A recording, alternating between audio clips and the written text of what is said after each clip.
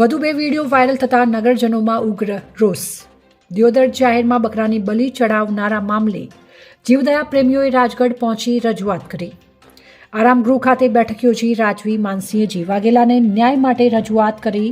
અને સોમવારે યોજાશે બેઠક। થોડા સમય અગાઉ દિયોદર શહેરમાં અમુક ઇસમ દ્વારા લગ્ન પ્રસંગે માનતા પૂરી કરવા માટે એક પશુની જાહેરમાં બલિ ચડાવવામાં આવી હતી, જેનો વિડીયો સોશિયલ મીડિયામાં વાયરલ થતા જીવદયા પ્રેમીઓમાં લાગણી દુભાતા જીવદયા પ્રેમીઓએ જાહેરમાં બકરાની બલિ ચડાવનાર ઇસમ સામે ગુનો દાખલ કરતા પોલીસે ઇસમની અટકાયત કરી કાયદેસરની કાર્યવાહી હાથ ધરી હતી, જેમાં 2 દિવસ બાદ અન્ય 3 વિડીયો સોશિયલ મીડિયામાં વાયરલ થતા જીવદયા પ્રેમીઓમાં ભારે રોષ ફેલાયો હતો, જેમાં આવું કૃત્ય આચરનાર અને વિડીયો વાયરલ કરી દિયોદરમાં શાંતિ દોડાવનાર પ્રયાસ કરનાર અને ઇસમો સામે પગલાં ભરવા માટે રવિવારના રોજ દિયોદર આરામગૃહ ખાતે સમગ્ર દિયોદર તાલુકામાંથી મોટી સંખ્યામાં જીવદયા પ્રેમીઓ એકઠા થયા હતા, જેમાં જાહેરમાં બલિ ચડાવનાર ઇસમ સામે પોલીસ તંત્ર કડક કાર્યવાહી કરે અને આવા લોકોને ગામ બહાર કરવા માટે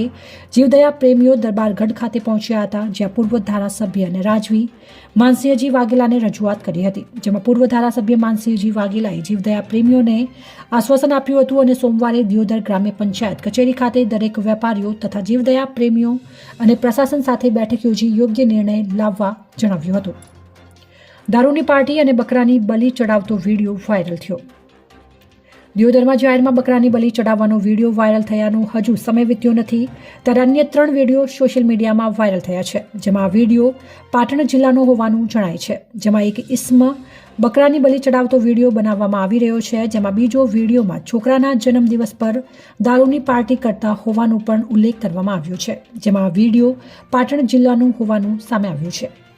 અહેવાલ પ્રદીપસિંહ વાઘેલા, દિયોદર, બનાસકાંઠા।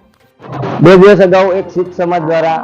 એમના લગ્નના અંદર એક બકરાની બલિ ચડાવવામાં આવી હતી, જેને લઈ અને હિન્દુ સમાજ તેમજ દરેક સંગઠનોને લાગણી દુભાઈ હતી। ત્યારબાદ આજ 2 દિવસ પછી બીજા પણ શીખ સમાજના ઘણા એવા વિડીયો બકરાના હત્યા કરતાનો વાયરલ થાય છે। એ લઈ આજે એના અનુસંધાને આજે રેસ્ટ હાઉસ ખાતે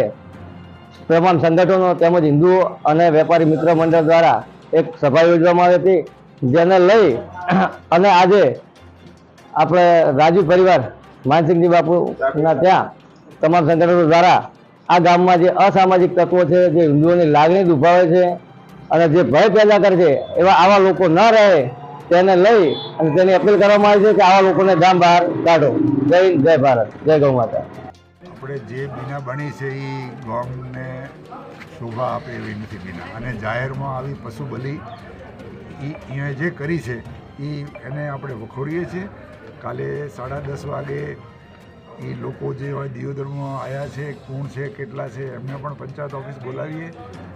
ગામના આગેવાનો પણ કાલે પંચાયત ઓફિસ આવો, મીડિયા પણ પંચાયત ઓફિસમાં આવે અને આપણે પ્રશાસનમાં આપણે PSIને પ્રાંત સાહેબને એમને બોલાવો તો એમને પણ બોલાવીએ અને દિયોદરની જનતાને આજનો જે માહોલ છે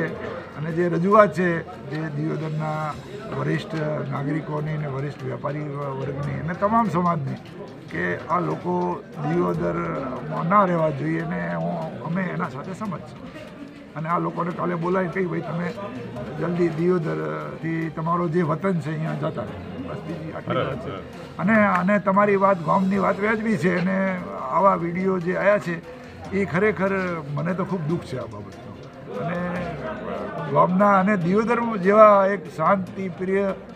શહેરમાં આવી બીના બિલકુલ ચલાવી લેવામાં આવે એમ નથી, અને અમે તમારા બધાના સાથે છો અને જેમ ગામ કહેશે એમ અમે કરશું।